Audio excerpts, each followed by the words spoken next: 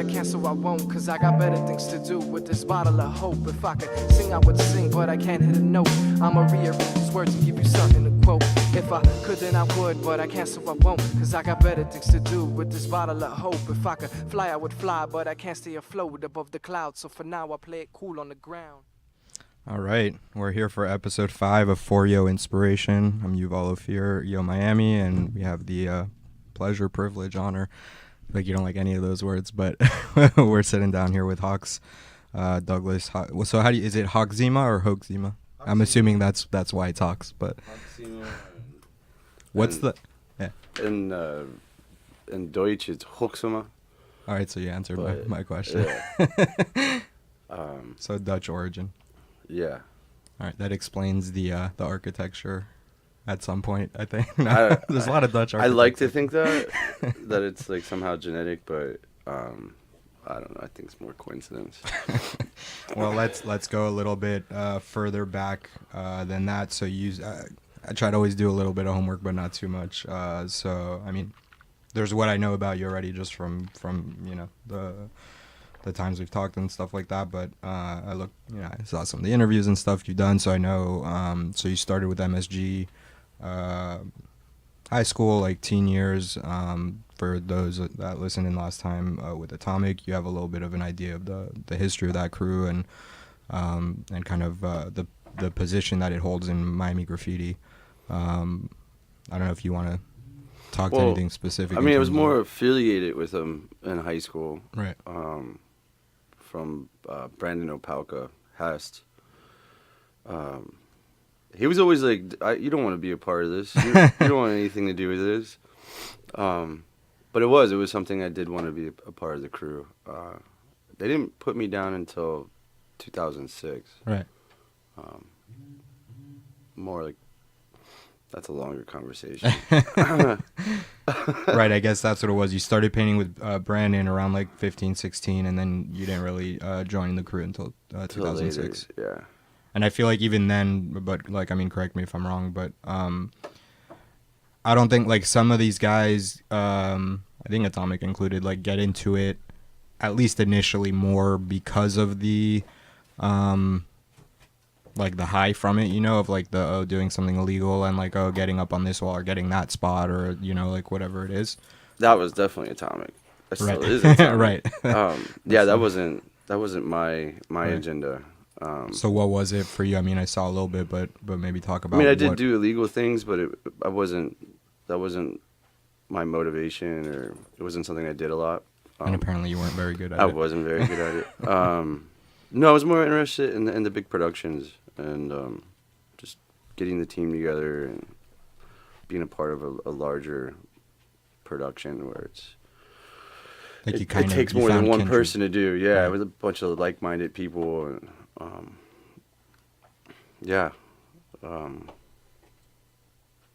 Learned a lot on those walls. Yeah, I don't want to talk too much about the graffiti. Right. No, and we'll go away from that, but I figure it's like it is part of. I think it informed the style that you developed to a sense. Beyond just it being spray paint, because I know that had its own appeal to you, like outside of graffiti necessarily. But do you remember like what was the first, like we'll say like legit or like legal, like the big production wall that you did? Was it with them or? Yeah, it was. Well, no, I had some big murals on my own when I was 20. I landed some big commissions, so I got a taste for living off your work, that this could be. Maybe I had too big of a taste early on because I thought like the money would keep coming. Plateaued. And I ran to Costa Rica and blew all my money and like came back and like somehow managed to go back to Costa Rica and spend the rest of what little money I had. You're like, wait, I'm not sure if I really did that right. Let me go back and try again. And then it was like years for something to hit again. And so what was that first like big commission? It was just I need to price that. It was just a massive mural in a random warehouse in Boca Raton. Okay.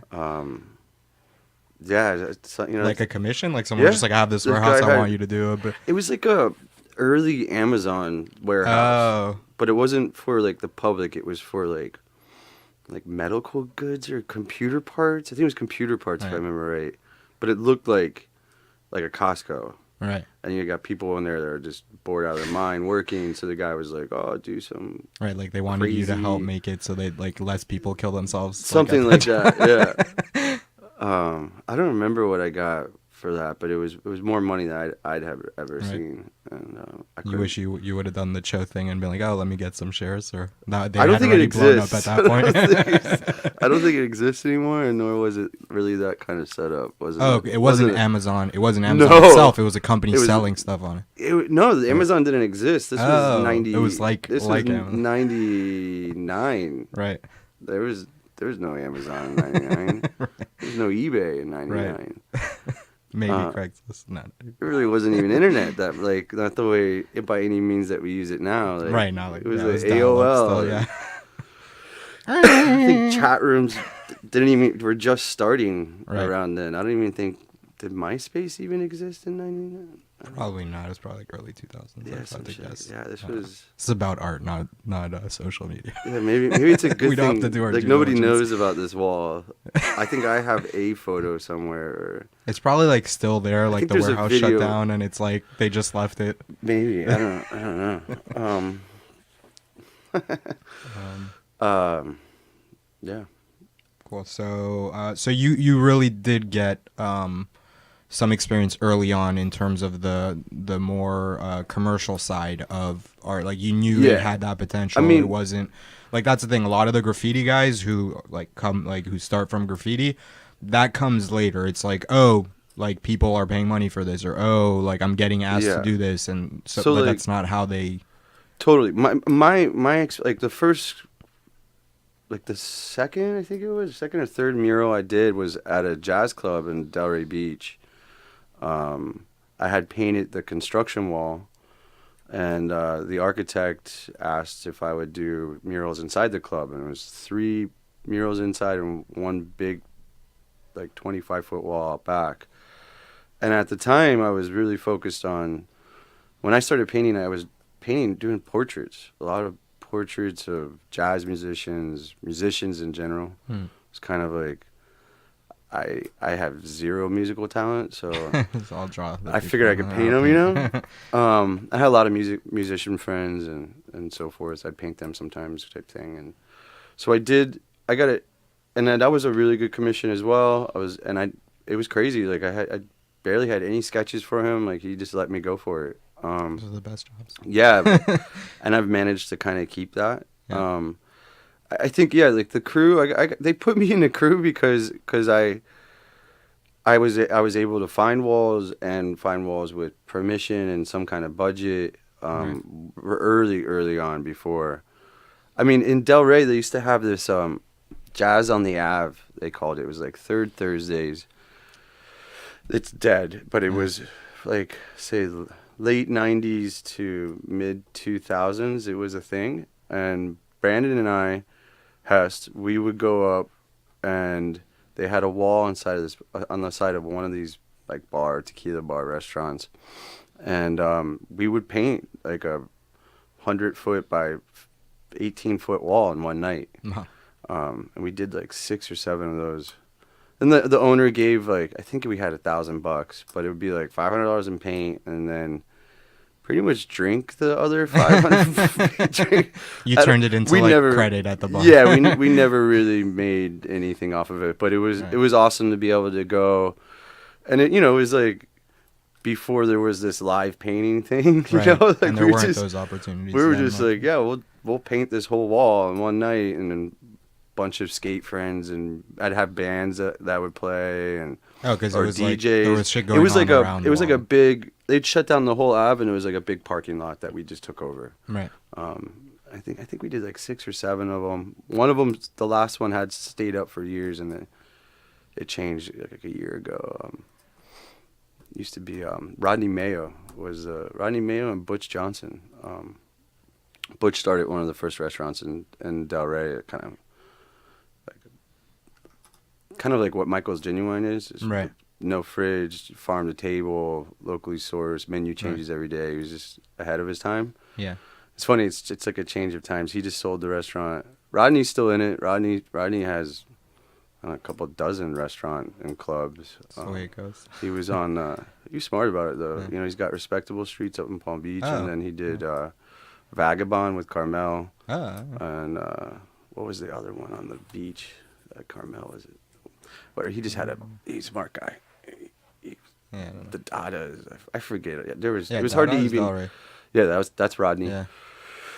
Excuse me.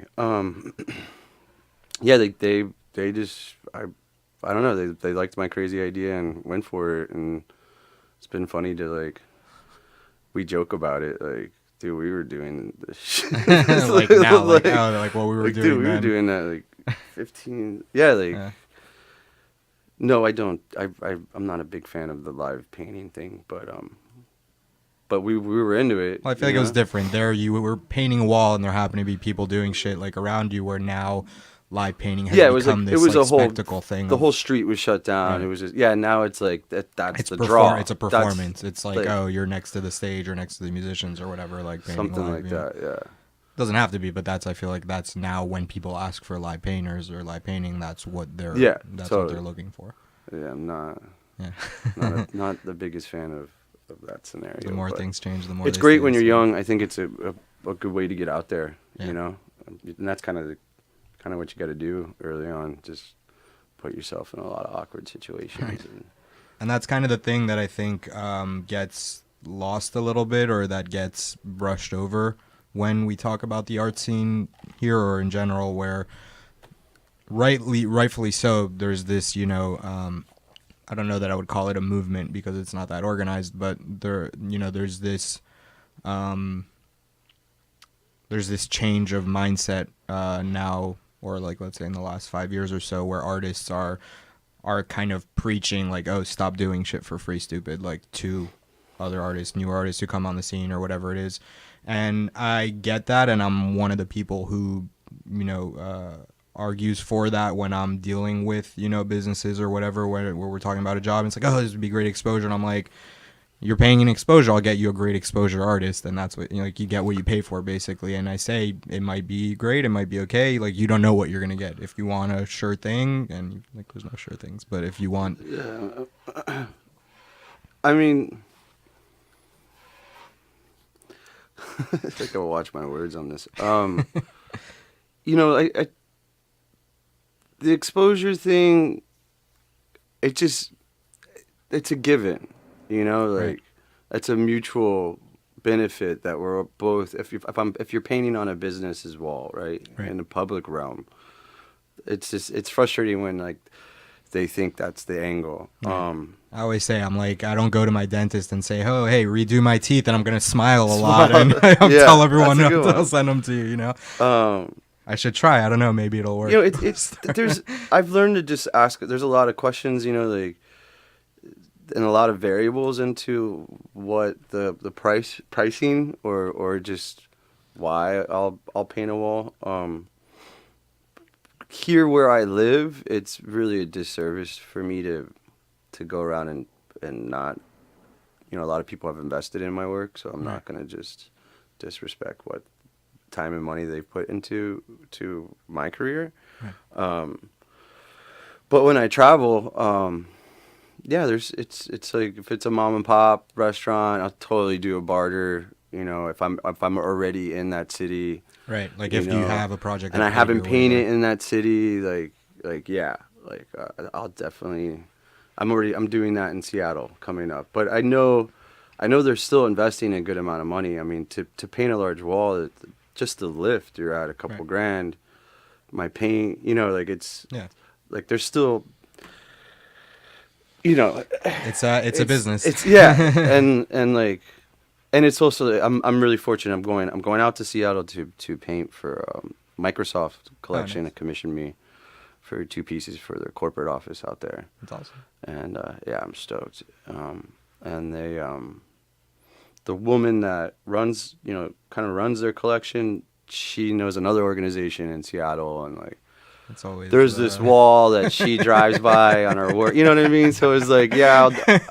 I mean, I played that For a card, minute, I okay. was like, oh, fuck, I thought I was going to go paint this and then just kind of relax for a minute. No, Right. no. And I can't resist. Like, Right. it's Well, just that's have a her give good- you enough to make it where you could stay a couple extra days to relax they're after taking her care walk. of me. I can't.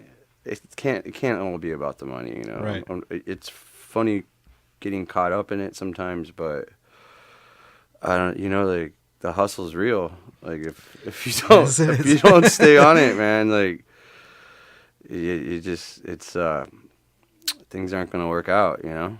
Yeah, and I think that's kind of one of the biggest. There's very rare like exceptions, but I feel like that's one of the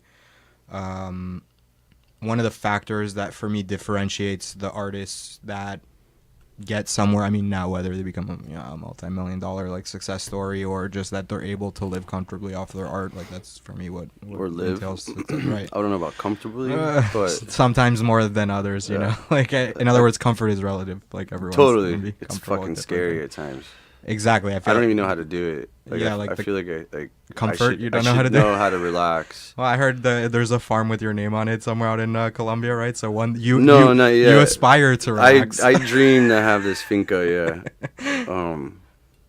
yeah. I if you've been around me the last couple of months, I've been saying I need a vacation. I need a break.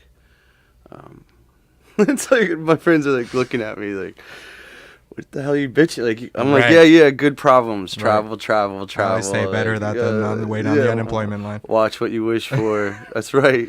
I'm very, very grateful and lucky, but some days it's just like, fuck. Yeah, I'm the ready. grass always seems greener, you know. And then That's right. when you're in your shoes, then it's like, oh wait, actually, yeah, I don't know if I could, deal with, like I'm saying, the people who are looking at you from the outside and being like, looking on Instagram, it's like people think sometimes I'm like rolling in dough Right. and like no, man, I'm not doing bad, but it's Right.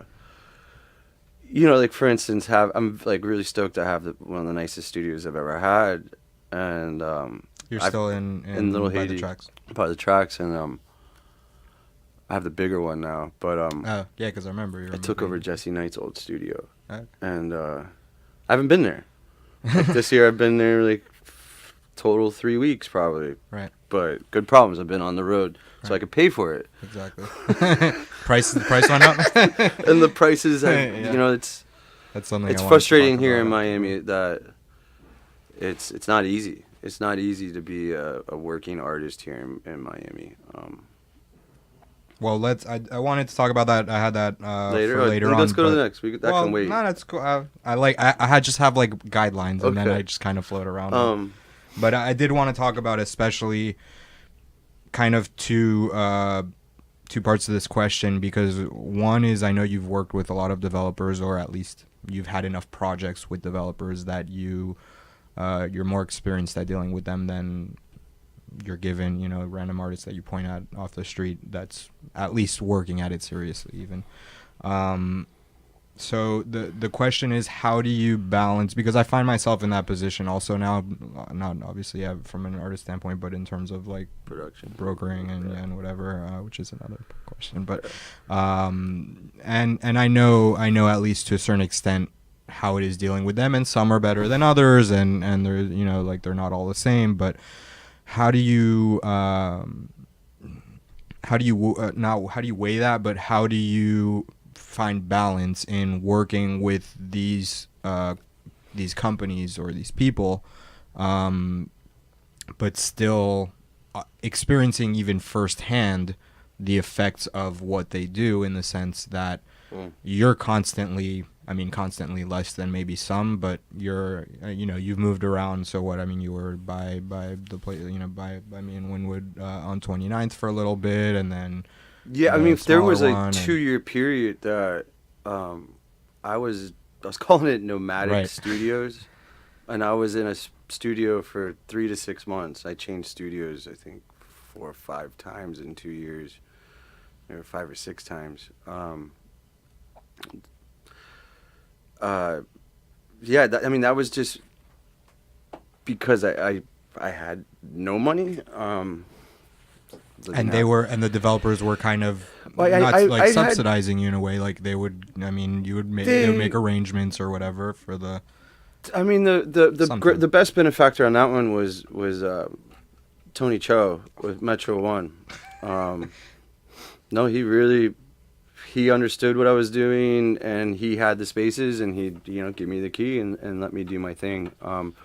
He understood the benefit of what you were doing to him. But I never really activated any of his Right, I didn't by any means. I mean, one of them, but it wasn't like the people coming to the one show on 29th aren't is the ones still- that are gonna like rent or buy the property. You know what I Right. mean? Like, But if they can show the people who can rent or buy the pictures of people in there, and this is no, bad. because they just painted like I never really left anything like worthy to Right. like help sell the place. Like, Right. I don't know. Maybe Tony had some karma that he had to deal with, and he gave it to me. Maybe.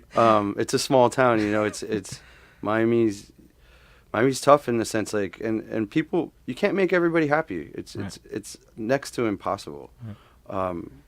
And yeah, when you're changing neighborhoods, like you're gonna, I don't know. I feel like sometimes shaping neighborhoods. shaping not neighborhoods, changing like change is inevitable, and some ways it could be done better than others. Anytime you're changing somebody's home, of course you're going to be biased and hate whoever's doing the change, or shaping. Right. I've seen several different approaches here in Wynwood, although they're all kind of very similar. Mm-hmm. What I've seen on my travels and some of these mural festivals, one in Salem that I like a lot, with Mickey Northcutt, Ruben and Goldie, they're a big part of it. Yeah. Massachusetts, I thought you were. Salem. I was thinking Oregon.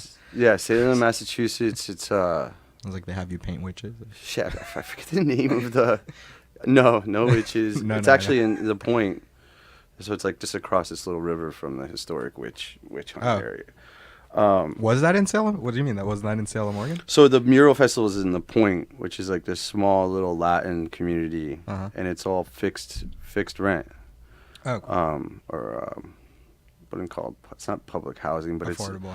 It's affordable housing, but it's fixed rent. Right. So what I really liked about that is that we're activating and revitalizing this neighborhood, literally for the people that aren't going to get moved out. Right.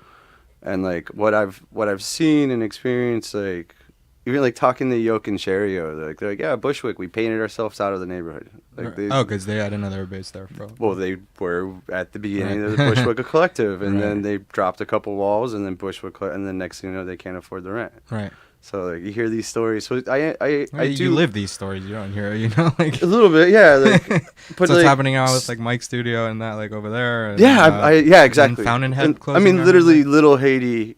Fountainhead's been dead for a while. But Fountainhead Studios, right? Not the Residency. The Mikes, they kill it. Yeah, you become a little more conscious of like asking particular questions. Like when a mural festival approaches me, it's kind of like, please tell me more, in the sense of, the obvious quick ones: timeline, budget, what.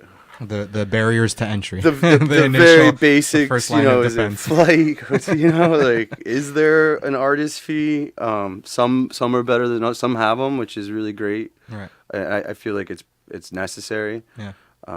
Even the littlest, like Colorado Crush did a really good job of taking care of all the artists, and even a step beyond that, they went ahead and copyrighted and made sure that the artists, they own all the rights to the mural, like all the paperwork. That was really cool that they did all that,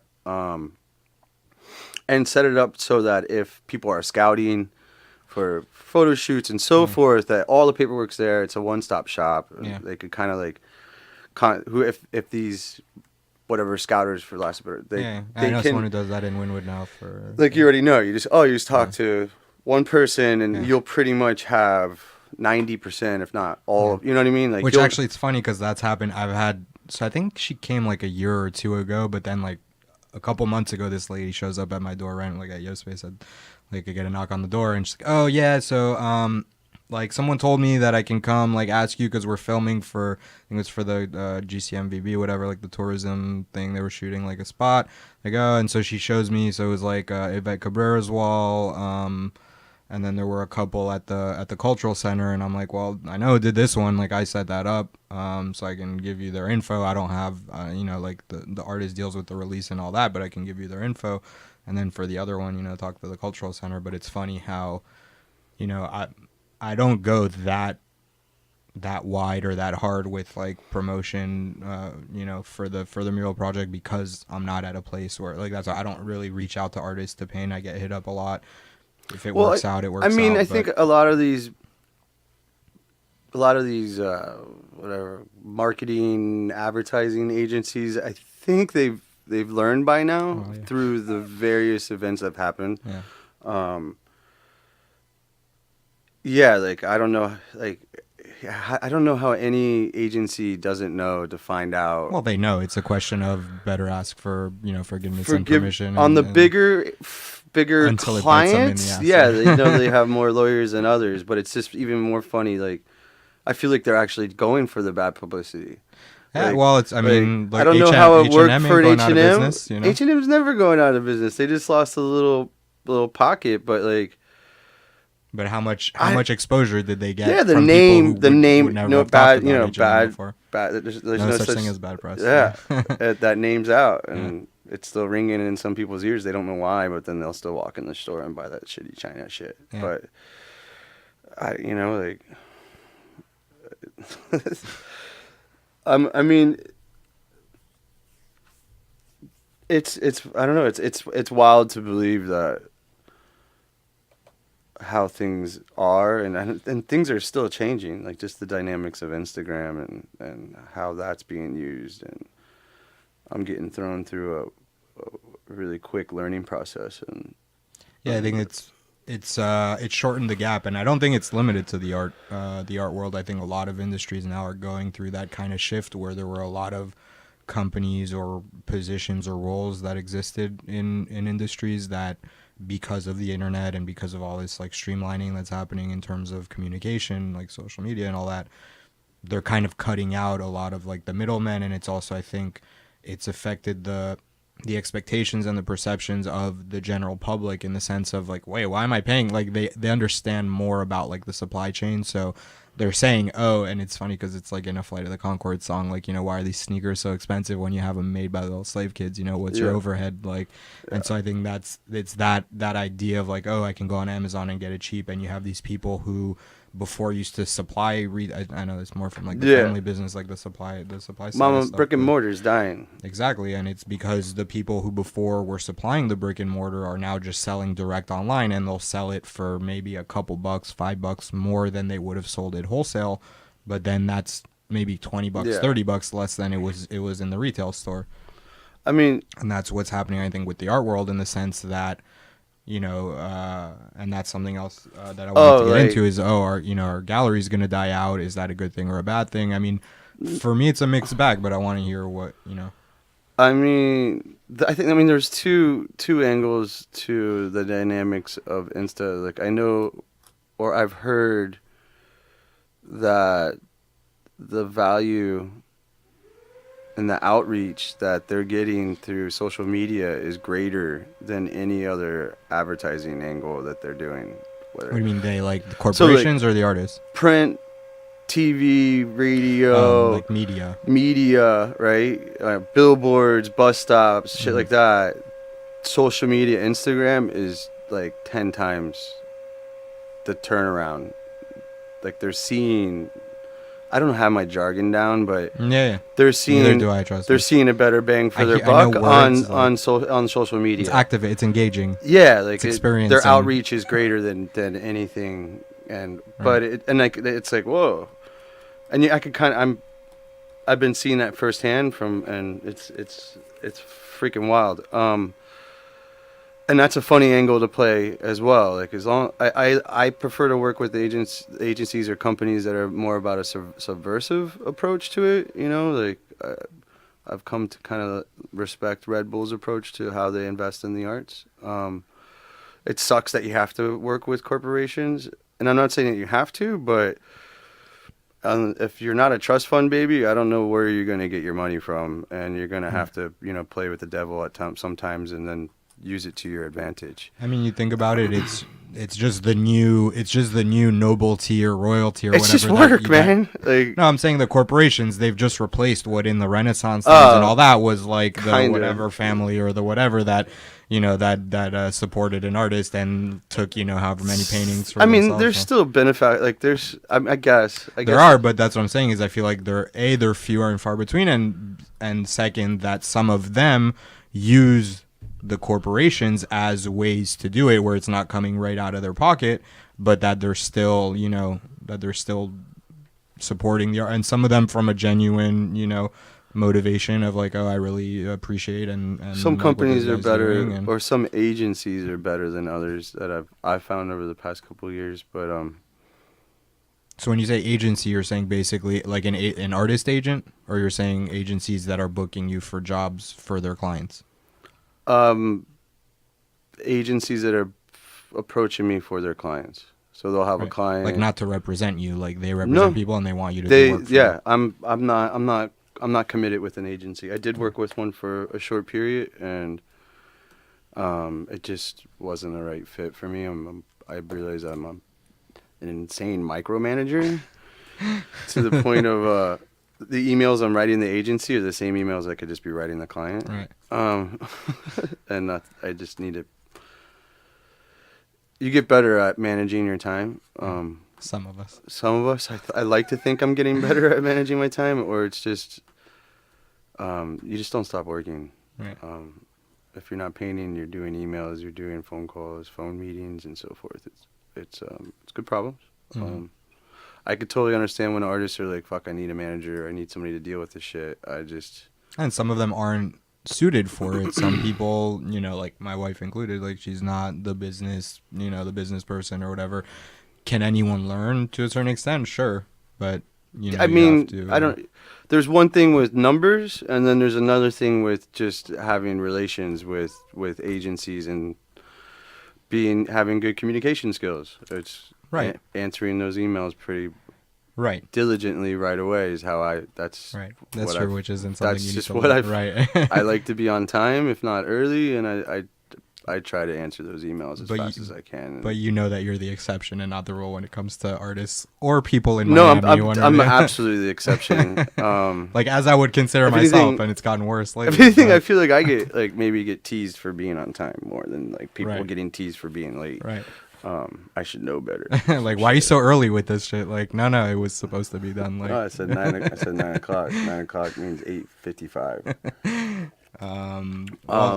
Well, I kind of want to jump back a little earlier because it kind of ties in with this that we're talking about. So after you were, after you got involved with MSG and after you kind of started getting your feet wet with mural work and with painting. If MSG was like 2006, so were you done with school? Still in school at that point? I was still in school. I didn't graduate. I graduated in 2008 with a 5-year degree in architecture. Oh, so, okay. And I'm assuming that's where El Doctor degree. No, I got a degree in painting and art history as well. No, the doctor came. So an underachiever. The doctor, I wanted to stay. I'd still be in school if they kept giving me money. Yeah, I loved it. I loved school. Well, I think that you have to be one of the few cases that was like, no, I had to put my schooling and professional career and aspirations aside because art became too much of a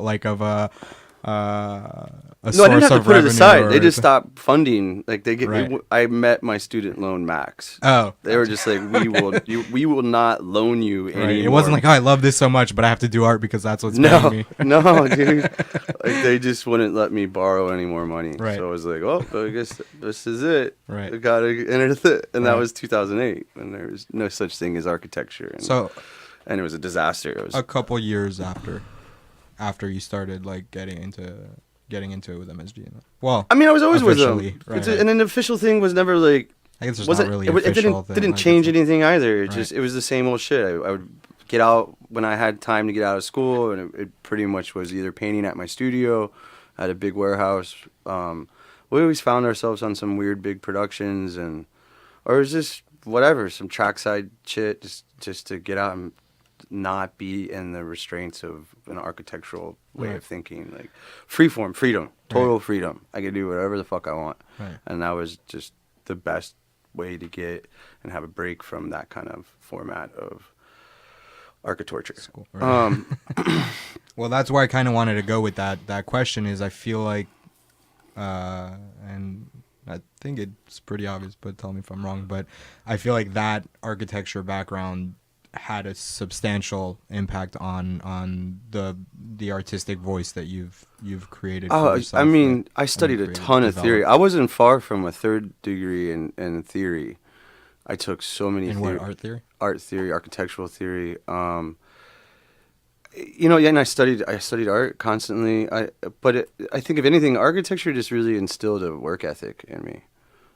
I was always a worker, but architecture, they give you unrealistic deadlines, impossible deadlines. They expect you not to sleep for a couple of days. Right. They want you to get used to like that. And then you got to pitch your shit and be on point. And you haven't slept in 2 days, but that's no excuse. Right. There's no excuses. Definitely helps. So that is an artist's life. You get crazy deadlines. You don't sleep, but you got to execute. The doctor thing, that just came from bumming cigarettes. What?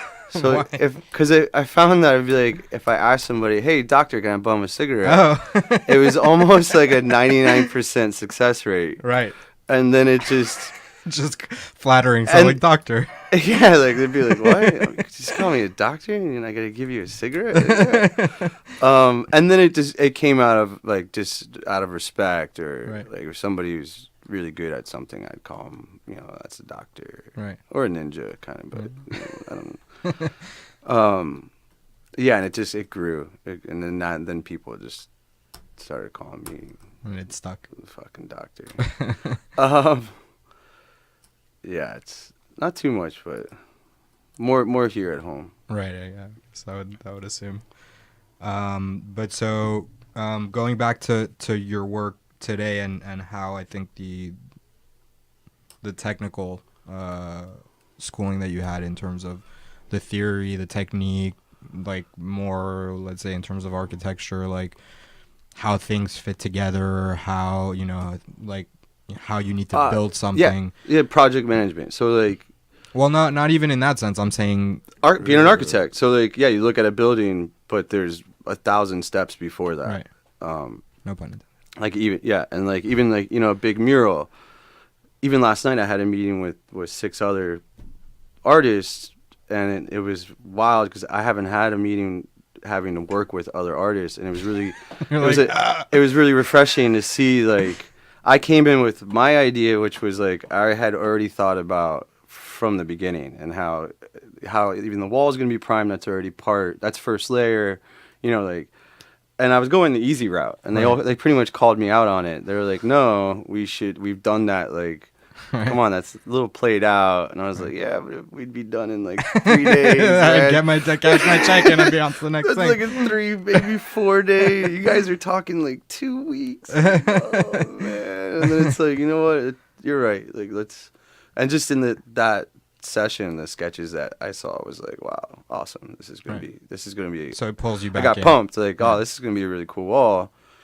They were kind of sketching me out of the, like, I was like, cool. Like, I went from like trying to take on a lot of the work to like, dope. Here, you'll still get just. So I have that over there. Cool. Okay. I'll hang out for morale. But yeah, that's always been a major focus in my work is the how. Right. Like, and it's literally what I'm painting is a reaction to even what kind of lift I have, what kind of reach, how can I work the wall. The ergonomics, it's very gestural. There's limitations, and then or restraints that I try to work with or work around or defy. Mm-hmm. I just started working with a projector. I did. I'm going to the dark side. Oh man, it's game over. Like, you guys I'm gonna blow some minds. I'm gonna blow my mind. More minds. My mind's like I can't wait. Awesome. I was getting a little bored. Right. Like, I kind of, it's.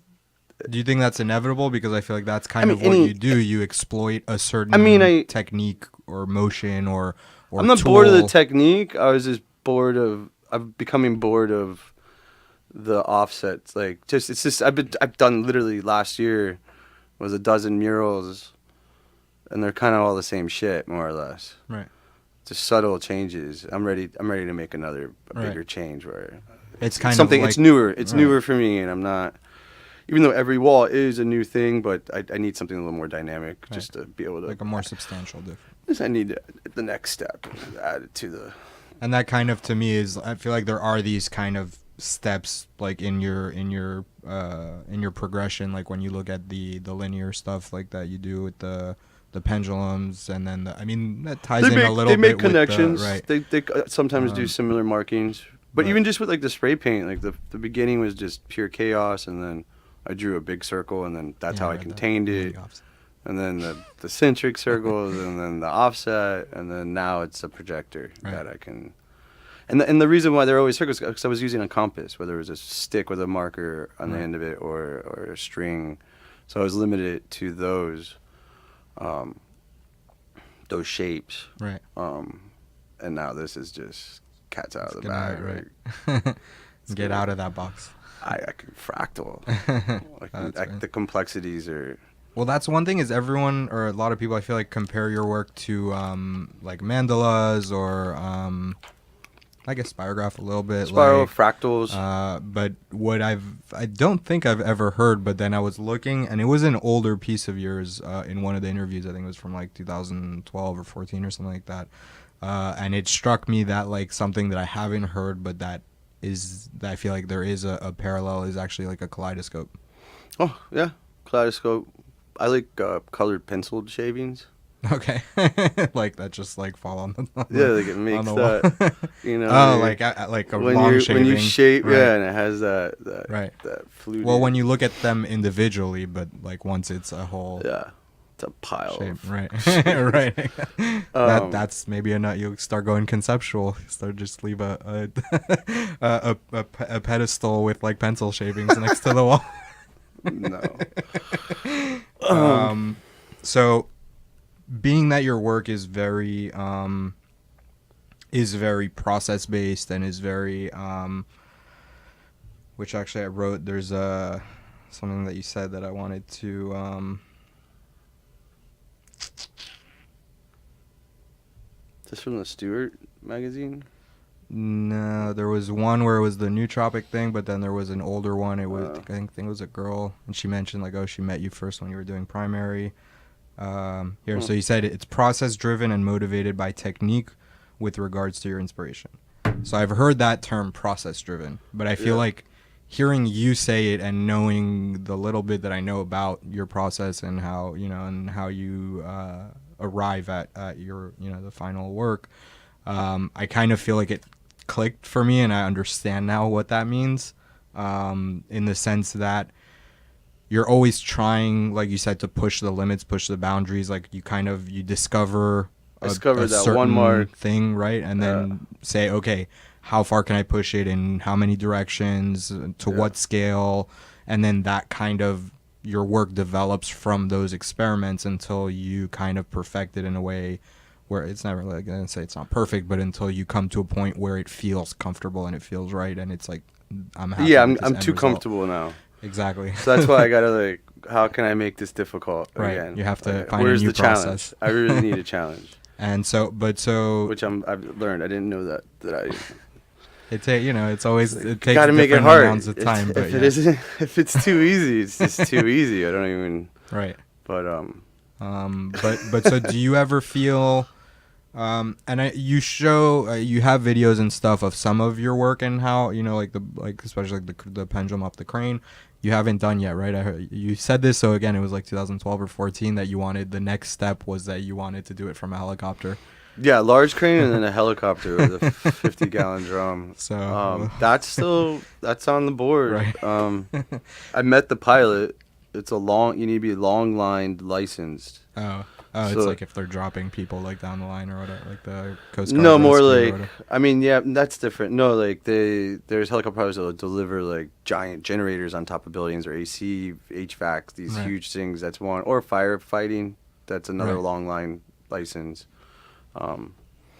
Well, so that's it's gonna happen. Just do it on top of a building.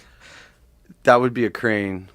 No, the helicopters. It's actually a little. I want to have a little bit more of a controlled environment, and Okay.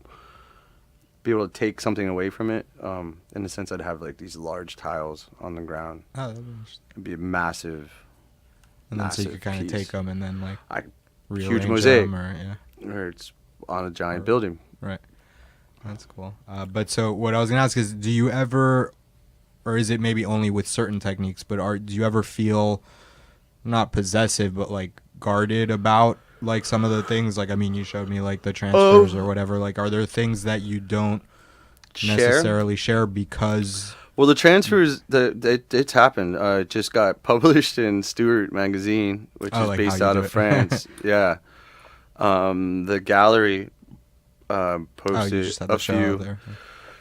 At first, I was like, yeah, post whatever you want. And then I was like, oh, shit. And then I saw the magazine, which I didn't realize they used, like, What is that? literally, it was like, it's almost a how-to. Right.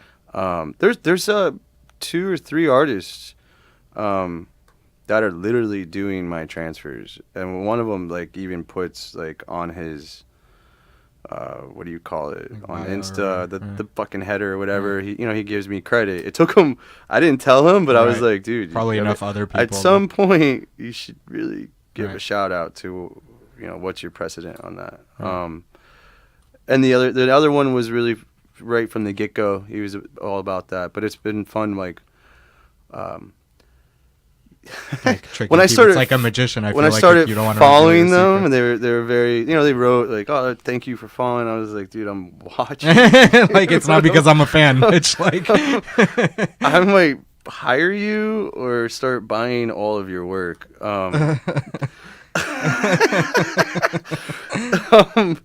Yeah, I had an idea that some people get what I was talking about, but I found one on the artist's website where he's selling it, and I was like, man, I'm just gonna buy all his shit. I'm gonna have a show. and sell it for 10 at times the more. closing of the show, and be like, oh yeah, by the way, none of this is my shit. Dude. Hey, the people Like, get fooled. I'll give the artist his cut. He won't even know. I won't even like. He'll Well- catch on. Well, when you buy it, you give him that's his cut. I'm gonna have him locked up in my studio making. Well, hey, go I mean- the burrito route. I mean, even kinda. Or Coons or right. fuck Rembrandt had a dozen artists in there working Well, for they him. all had the. So like, I don't know. Like the pendulum. Was using it for a couple years, and then I finally did some YouTube research videos. Man, they're doing it at elementary schools, and like looking at images like, fuck, the kid just made. That's like that one's good, Right. Like shit. Maybe I just go teach at elementary for a year or two and just right. steal the kids' work, give them golden stars or some shit. You're just looking to stop working. You're like, let me just find like. How can I automate this? Well, that's the other thing is eventually. No, Well, now I'm not- they're trying to. I mean, I am like I don't know. Like I'm not worried about that. There's times like I could totally understand how artists can be very protective of that, and there's times I wish I was more, because I feel like it's human nature. Like once you can categorize something, or as soon as you kind of know what they're doing, you're done with it, Right. and then you It's- move I mean, on. it's And a I'm magic guilty. trick, I'm you know, totally. once- Once you know how the trick is done, Like, it's cool, but I know it's you not did as it, magical, so, right. Like, So we'll change it from doctor to the magician. the fucking wizard.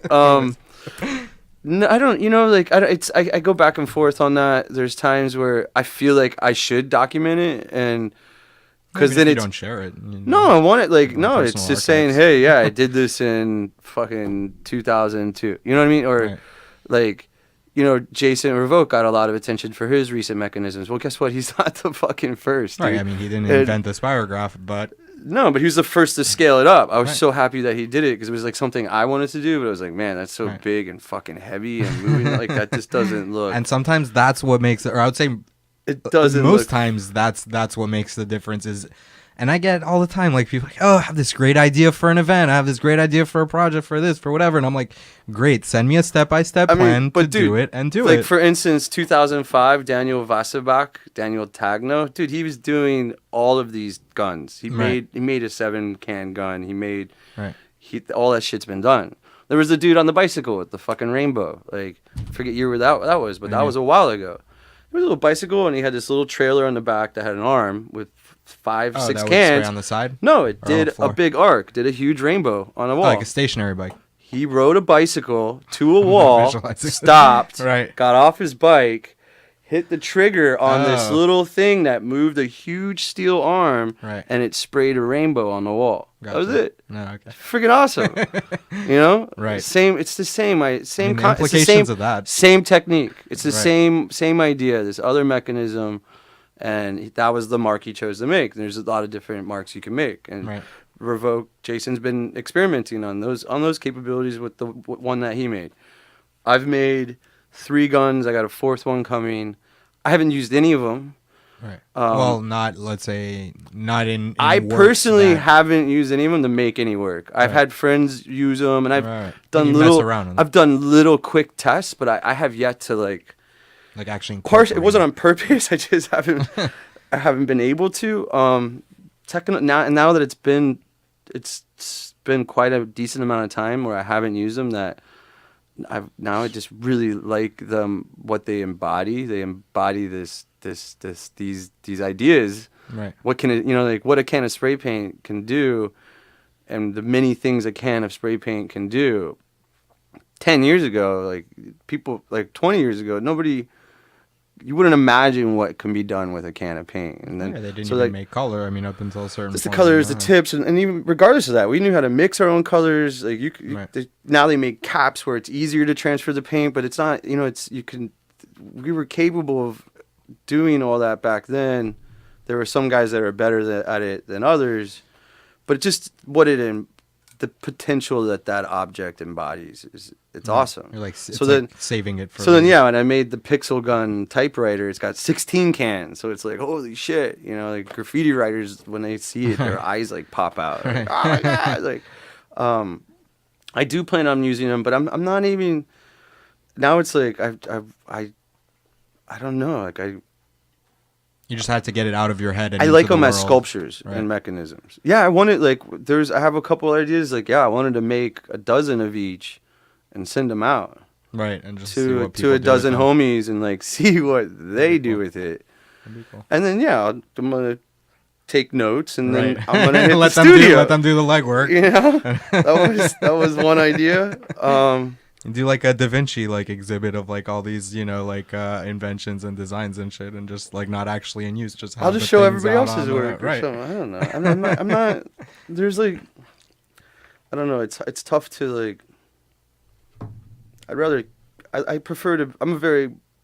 I try to be truthful. I try to be honest about what I do, how I do it.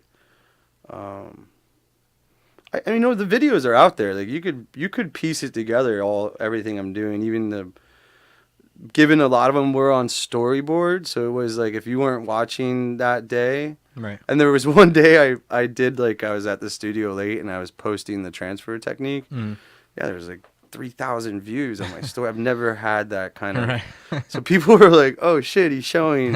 Right. The word got out. Yeah, I guess word got out on that one.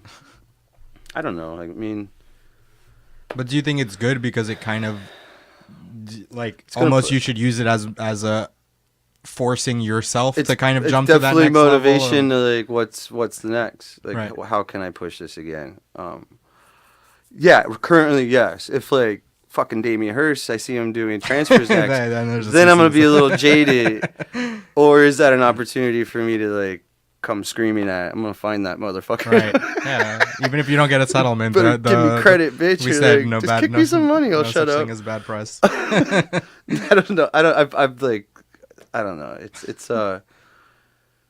That's especially when your work is all technique driven and then you start sharing your techniques. I'm really grateful when other artists have done it. Right.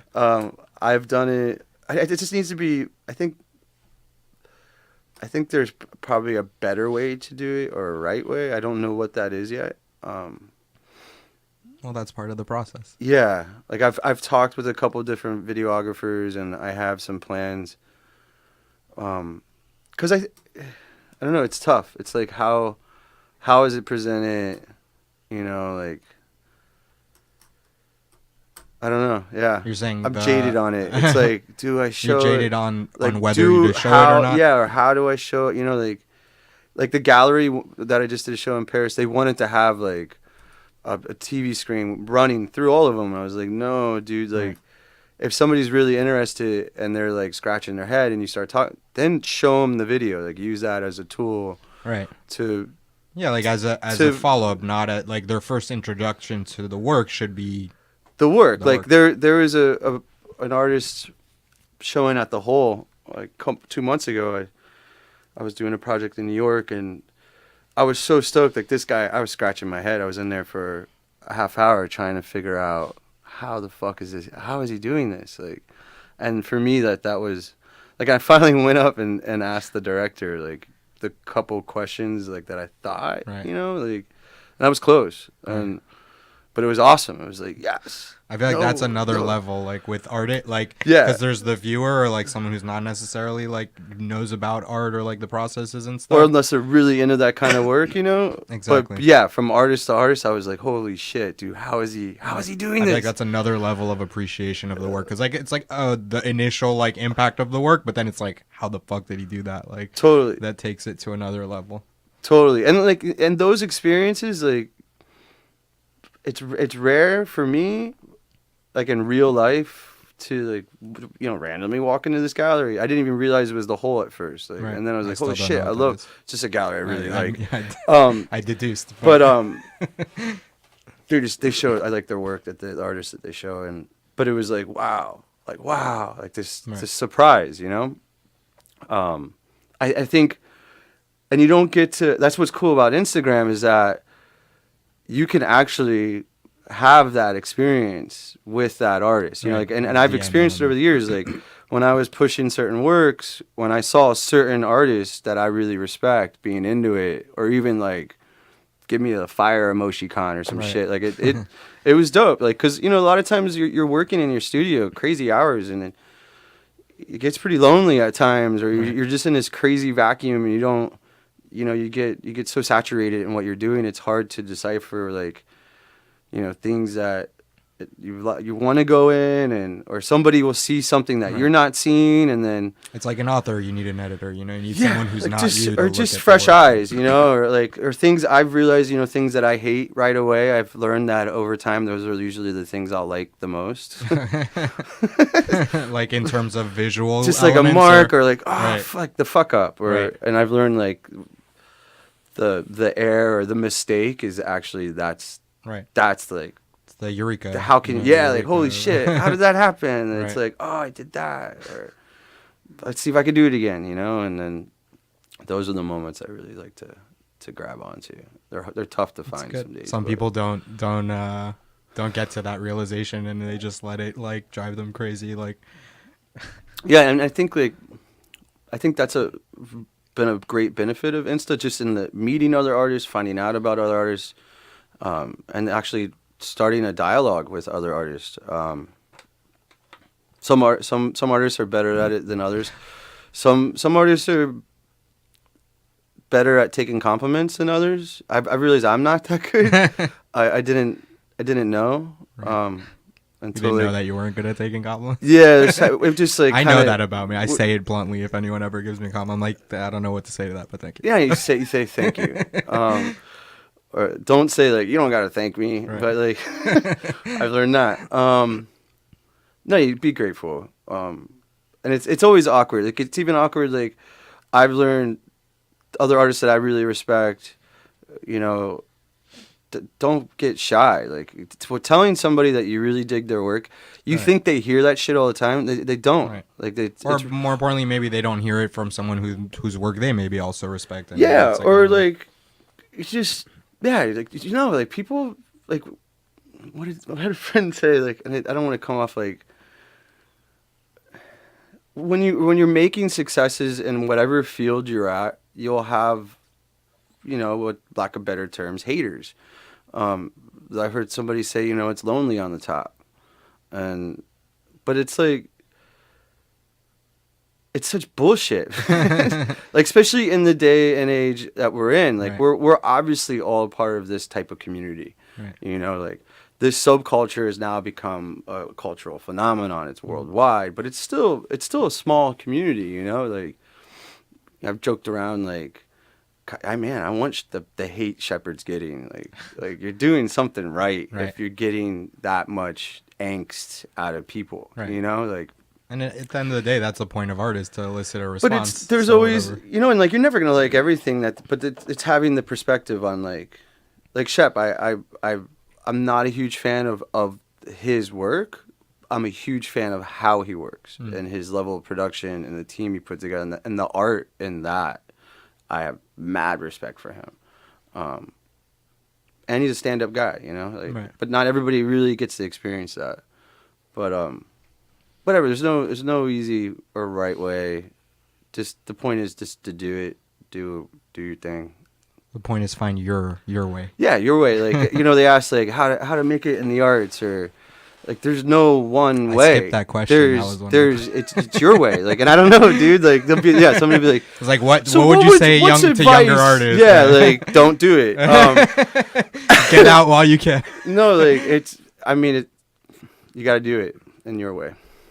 All right, so we gotta wrap it up. Did we cut? No. I just heard a sound change. But you gotta make it yours. But so why don't you? So I know you. Is the show still up in Paris, or it just went down? All right. So what do you have either up now, or what should people look out for? Seattle, Seattle, and then hopefully a big production here with my crew. To that. Cushy Productions, nice. Cushy gigs. Always do good stuff. Yeah. Hopefully here in Wynwood. Fingers crossed. Well, I can't. Because you guys did I don't know if this is the same, but you guys did the Star Wars, right? That was Cushy. That was MSG. Yeah. That was a Cushy MSG production. No, it's different area of Wynwood. Fingers crossed. I hope we get it. Right. So do we as Miamians. So we get it. It's always nice having a new wall with your touch on it. I'm gonna end on one thing. Ever thought about a collab with Hoxx? We lost our camera. That killed my joke. Ever feel about what? Do it again. A collab with Hoxx, like paint some like dryers or something. Like Hoxx? Yeah, the cleaners with the H. Do you not get that a lot? There's not many here in Bogota. There's tons of those. I kind of want to do graffiti. It's just two H's. That's like all I got. Right? It did so much work for me. All city. I just got to run around and put up a bunch of H's, but no. No, all right. All right, so people can find you Instagram. It's Hoxxo, Hoxxoh, and it's not Hoxx.com, right? What's the... lhoxxo.com. lhoxxo.com. You can find us as always yo-miami.com. Yo Miami on Facebook. It's Yo Miami on Instagram, and you can catch us first Tuesday every month, 10 to 11 a.m. on Jolt Radio for Yo Inspiration. For Yo. Cool, man. Right.